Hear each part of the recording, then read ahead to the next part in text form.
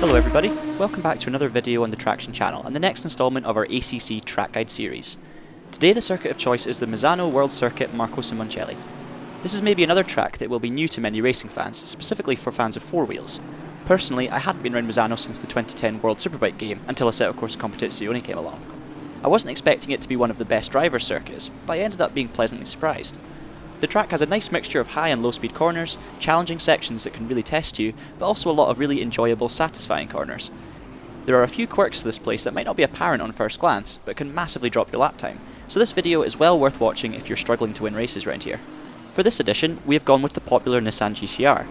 The GTR tends to be a safe pick for most places. It feels great, but is rarely up there with the quickest. It does work well at Misano however, so we have decided it deserves a share of the limelight. Let's jump right into it. So as we head for turn 1, Variante Del Parco, you want to place the car on the red runoff area, braking just before the 50 marker. Shift down to third and turn in reasonably early, using the sausage curbs on the inside. Stay right on the exit, straighten the car and get straight back onto the brakes, turning in and changing down to second gear. You can also use most of the sausage curbs for this apex. At Misano in general, the sausage curbs tend to be far less lethal than at most circuits, so you can really use it to your advantage when it comes to lap time. Get on the power nice and early, bringing the car back to the left slightly and completely abuse the red runoff area on the inside of turn 3.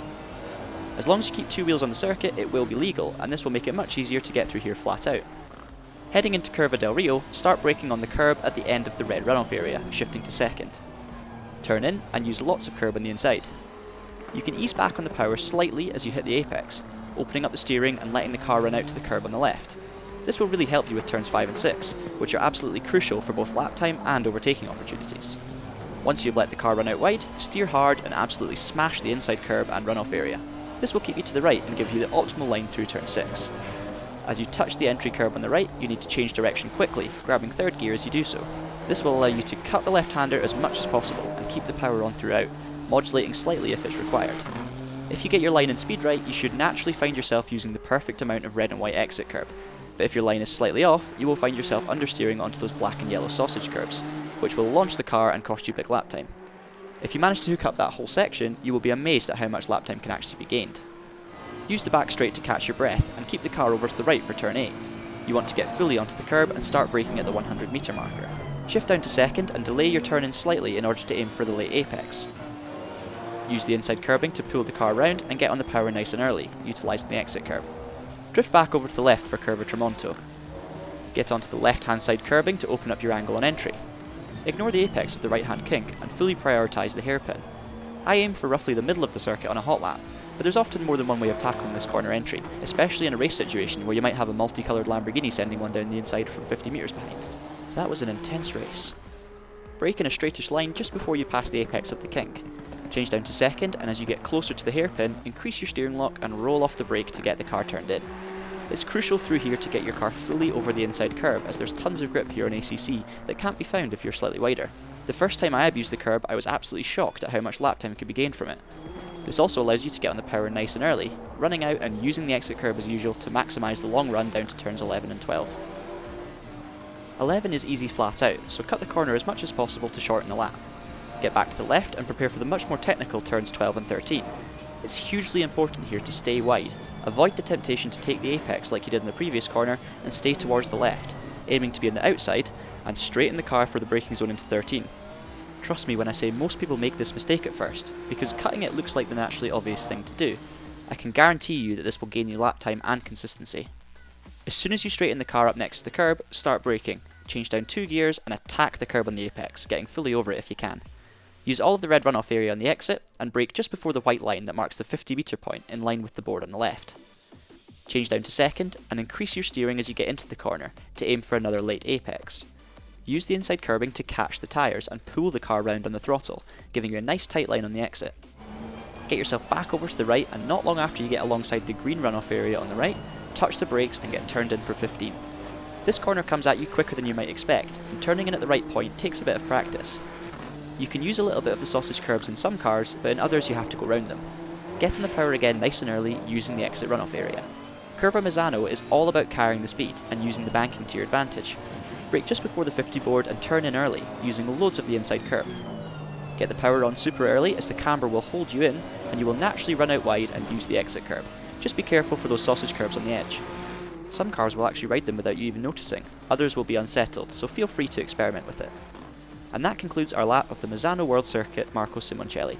So now let's play it for you at full speed.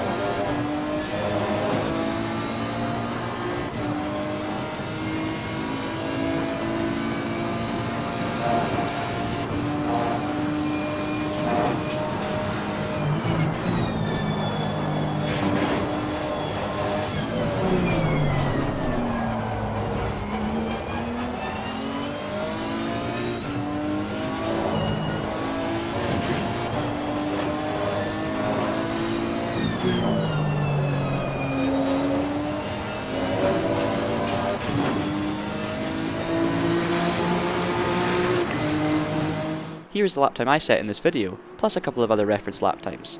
AM represents the kind of time you want to try and do when you're first learning the circuit, Pro-Am is the kind of time that would see you competitive in most races, and of course Pro is the alien lap time. As you can see, this track has some unique sections that require thinking outside the box a little to get it right. It tricks you into following traditional lines and ideas, but actually if you spend the time on it and unlock some of the secrets, you can really make the difference and stand out from the pack. It's another circuit where it's important not to overdrive, and you will enjoy racing here if you can keep it tidy. Just before I wrap up, here is my 10-second summary of Misano's key points. Use the runoffs and curbs through the first complex and again through Curva Del Rio, but get your line right and focus on your exit speed. Abuse the curbing into and through turn 8 and be patient through Tramonto. Resist temptation and stay left through 12 to nail 13. Hit your apex through 14 and 15. Enjoy the banking and destroy the inside curbing through Curva Misano. That's it for today's video. Hopefully you've picked up some new ideas and can now enjoy Misano as much as I do. If you want to see more motorsport game content, make sure you subscribe to the channel and let us know what you think of these track guides in the comment section below. In the meantime, keep it pinned, thank you as always for watching, and goodbye.